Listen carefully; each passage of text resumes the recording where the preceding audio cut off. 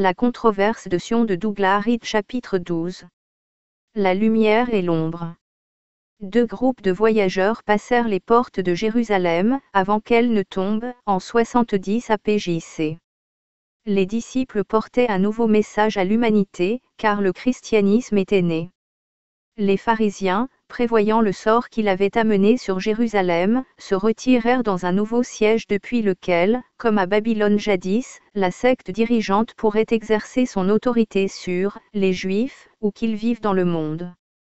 Ces deux petits groupes de voyageurs étaient l'avant-garde des partis de la lumière et des ténèbres qui, comme un homme et son ombre, ont traversé les siècles, toujours plus en direction de l'Ouest. La crise actuelle de l'Occident remonte directement à ce départ de la Jérusalem maudite 19 siècles plus tôt, car les deux groupes amenèrent en Occident des idées qui ne pourraient jamais se réconcilier. L'une devait l'emporter sur l'autre, tôt ou tard, et notre génération est actuellement le témoin de l'ultime tentative pour la victoire de l'idée destructrice. Au cours des siècles précédents, l'histoire de l'Occident fut toujours, de manière générale, celle de la lutte entre les deux idées. Quand la loi, selon les Lévites et les pharisiens était dominante, l'Occident rendit les hommes esclaves, amena les hérétiques devant l'Inquisition, mit les apostats à mort, et se soumit aux visions primitives de la race supérieure. Ainsi, le XXe siècle fut-il la période de la pire récidive en Occident. Quand l'Occident libéra les hommes et les nations, établit la justice entre eux, mit en place le droit à un procès équitable et juste, désavoua la race supérieure et reconnut la paternité universelle de Dieu, elle suivait l'enseignement de celui qui était venu accomplir la loi. Les Romains, quand ils prirent Jérusalem, frappèrent des médailles avec l'inscription « Judaea devicta, Judaea capta, 3 Judée vaincue, Judée prise, NDT ». C'était un péant prématuré, Jérusalem était peut-être en ruine et la Judée désertée des Juifs, mais la secte dirigeante était libre et victorieuse. Ses opposants autour du temple avaient été balayés par le conquérant, et elle était déjà installée dans son nouveau centre, où elle s'était retirée avant la chute de la ville. Les pharisiens étaient aussi suprêmes dans cette nouvelle citadelle que les Lévites autrefois à Babylone, mais ils aperçurent un nouvel ennemi venu du monde extérieur. La secte qui croyait que le Messie était apparu, et qui se donnait le nom de chrétienne, ne tint pas compte de cette hostilité, au contraire, son principe souverain était « aime tes ennemis ». Mais comme le principe premier de la loi pharisaïque était « et tes ennemis », c'était en soi un affront délibéré et un défi aux sages dans leur retraite. Ils virent dès le début que la nouvelle religion devrait être détruite s'ils voulaient que leur loi l'emporte, et ils ne furent pas dissuadés par les mises en garde qui, à ce moment-là comme à chaque fois lors des occasions passées et futures, se faisaient entendre dans leur propre rang. Par exemple, les paroles de Gamaliel quand le grand prêtre et le conseil étaient sur le point de faire flageller Pierre et Jean pour avoir prêché dans le temple. Réfléchissez bien à ce que vous êtes sur le point de faire. Si c'est l'œuvre des hommes, elle sera bientôt réduite à néant, mais si c'est l'œuvre de Dieu, vous ne pourrez pas la détruire. La majorité des pharisiens se sentaient assez forts, avec leur propre loi artificielle, pour la détruire, et si nécessaire, pour œuvrer durant des siècles à cette tâche. Ainsi, les pharisiens, quand ils abandonnèrent à leur sort les Judéens survivants et installèrent leur nouveau siège à Yavne, toujours en Palestine, emmenèrent leur sombre secret du pouvoir sur les hommes dans un monde différent de tout autre monde avant lui. Auparavant, leur doctrine tribale n'avait été qu'une doctrine parmi de nombreuses doctrines tribales. La vengeance par le sang avait été la règle parmi tous les hommes et tous les clans. Les païens alentour avaient peut-être été alarmés par la violence et le caractère vindicatif particulier de la doctrine judaïque, mais ils n'avaient guère offert grand-chose de plus éclairé. À partir de cet instant, cependant, la secte dirigeante fut confrontée à une doctrine qui s'opposait directement à chaque principe de leur propre loi, comme le blanc s'oppose au noir. De plus, cette nouvelle idée dans le siècle, par les caractéristiques et le lieu de sa naissance, était un reproche éternel envers eux. Les pharisiens dans leur place forte se préparèrent à vaincre cette nouvelle force qui était venue au monde. Leur tâche était plus grande que celle des Lévites à Babylone. Le temple était détruit, et Jérusalem était dépeuplée. La tribu de Juda avait été dispersée depuis longtemps, la race des Judéens était alors en train de disparaître. Il restait une nation juive, composée de personnes au sang maintes fois mélangées, qui étaient dispersées dans tout le monde connu, et qui devait être maintenue dans l'unité par le pouvoir de l'idée tribale et du retour sur une terre promise à un peuple spécial. Cette nation dispersée devait également rester convaincue de sa mission destructrice parmi les nations où elle vivait. La loi, sous la forme qui commençait déjà à être connue du monde extérieur, ne pouvait plus être modifiée, ni se voir ajouter de nouveaux chapitres historiques. De plus, Jésus avait spécifiquement adressé ses reproches à la falsification par les scribes de ses commandements d'homme. Il avait été tué, mais pas contesté, et on ne lui avait pas non plus donné le coup de grâce, comme le développement de la secte chrétienne le montra. Aussi, son accusation de la loi subsistait elle, et elle était si probante que pas même les pharisiens ne pouvaient espérer convaincre qui que ce soit en traitant simplement Jésus de transgresseur de la loi.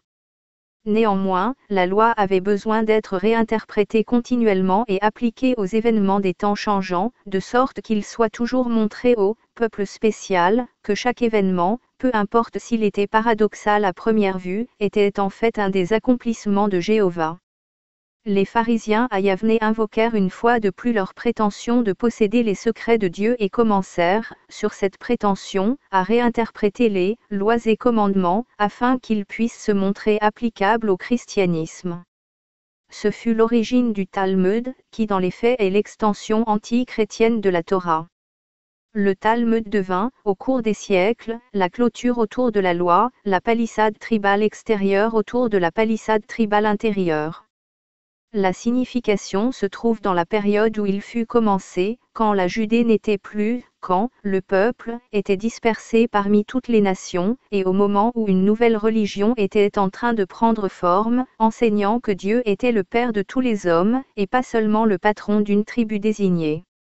Si l'on observe cette période depuis notre siècle, la tâche que les pharisiens entreprirent nous semble impossible, car le désir de faire partie de l'humanité devait sûrement avoir un attrait puissant pour un peuple dispersé. Les pharisiens, comme les événements l'ont prouvé, réussirent leur immense entreprise. Le Talmud fut efficace pour interposer une barrière entre les Juifs et les forces d'intégration libérées par le christianisme. Deux exemples actuels illustrent les effets du Talmud, de nombreux siècles après sa compilation.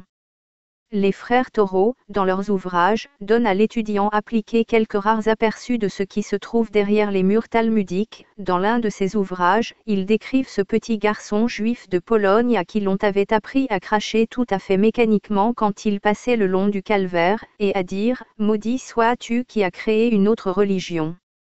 En 1953, à New York, un jeune missionnaire de l'église morave de Jérusalem décrivit la saisie par les sionistes, à Jérusalem, du dispensaire morave pour les lépreux, appelé « la mission de Jésus ». Leur premier acte fut de couvrir de mestique le nom de « Jésus », qui pendant plus de 100 ans avait été inscrit au-dessus de la porte. De tels incidents, et l'interdit de mentionner le nom de Jésus, proviennent directement de l'enseignement du Talmud, qui de fait était une autre, nouvelle loi, d'application spécifiquement antichrétienne. Pour cette raison, la période suivante dans l'histoire de Sion ne peut qu'être décrite comme celle des talmudistes, les périodes précédentes ayant été celles des pharisiens et des lévites.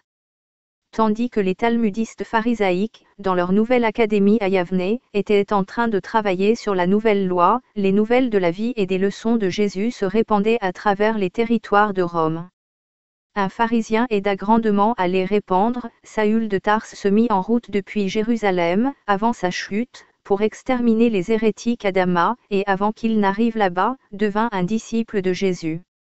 Il prêchait autant aux Juifs qu'aux gentils, jusqu'à ce qu'on l'en empêche, et il dit aux Juifs, « Il était nécessaire que la parole de Dieu vous soit d'abord annoncée à vous, mais en voyant que vous la rejetez et que vous vous jugez indigne de la vie éternelle, nous nous tournons vers les gentils. » Le docteur Castein dit de Saül, ou Paul, Tchou, il fit de tous ceux qu'il persuada de croire en sa prophétie des renégats au sens le plus large, qu'ils soient juifs ou gentils.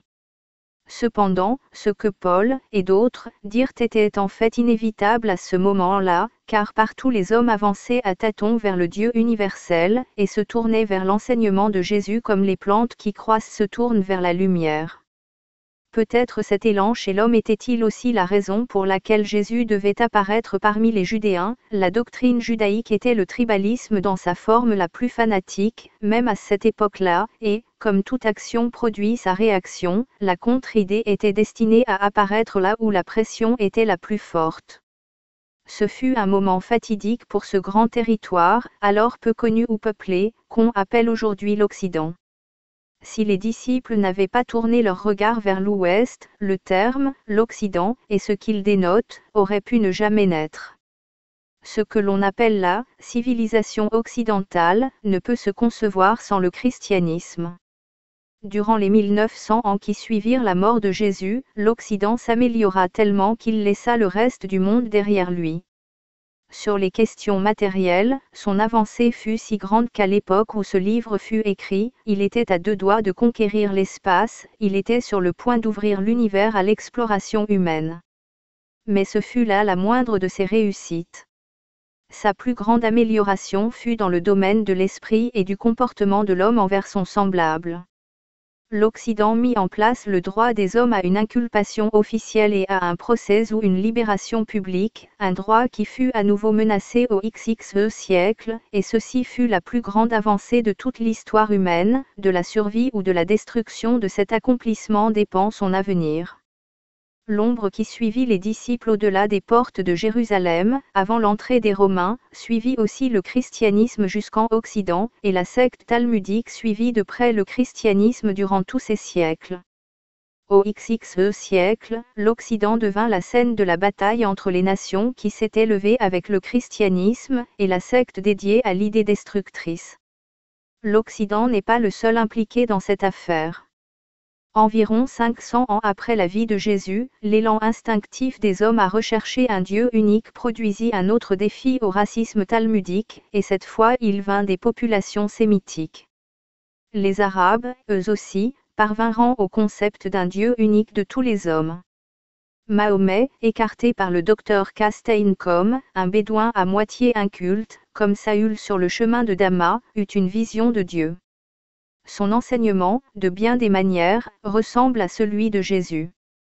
Il considérait Jésus comme ayant été, de même qu'Abraham ou Moïse, un prophète de Dieu, et non le Messie. Il se voyait lui-même comme le successeur de Moïse et de Jésus, et comme le prophète de Dieu, qu'il appelait Allah. Il n'y avait qu'un Dieu, Allah, le créateur de l'humanité, et Allah n'était pas le Dieu tribal des Arabes, mais le Dieu de tous les hommes.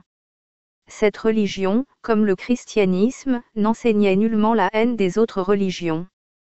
Mahomet ne faisait que rendre hommage à Jésus et à sa mère, qui sont tous deux objets de dérision blasphématoire dans la littérature talmudique. Cependant, Mahomet considérait les Juifs comme une force destructrice et uvérant pour ses propres buts. Le Coran dit d'eux, toutes les fois qu'il allume un feu pour la guerre, Dieu l'éteint. Et leur but est de s'aimer le désordre sur terre, mais Dieu n'aime pas les semeurs de désordre. Tout au long des siècles, les hommes les plus sages parlèrent ainsi de la doctrine tribale et de la secte, jusqu'au XXe siècle de notre ère, où le débat public sur cette question fut quasiment supprimé. Ainsi naquit l'islam, et il se répandit dans les régions méridionales du monde connu, tandis que le christianisme se répandit en Occident, et le bouddhisme, auparavant, en Orient. De grands courants commencèrent à se déplacer, comme vers un confluent qui l'atteindrait un jour lointain, car ces religions universelles ne sont sur aucun principe majeur comme l'huile et l'eau, et elles s'accordent sur la condamnation de la doctrine de la race maître et de l'idée destructrice. Le christianisme et l'islam se déployèrent et embrassèrent de grandes portions de l'humanité, l'élan qui évoluait en l'homme devint clair. Loin derrière ces religions universelles, se tenait le judaïsme, dans son enceinte tribale, jalousement gardée par la secte interne. Au XXe siècle, cette secte puissante fut capable d'amener les populations de la chrétienté et de l'islam au bord d'une bataille mutuelle destructrice. Si la génération actuelle est témoin de cette rupture, le spectacle sera celui d'une grande religion universelle luttant contre une autre dans le but d'établir la doctrine de la race supérieure.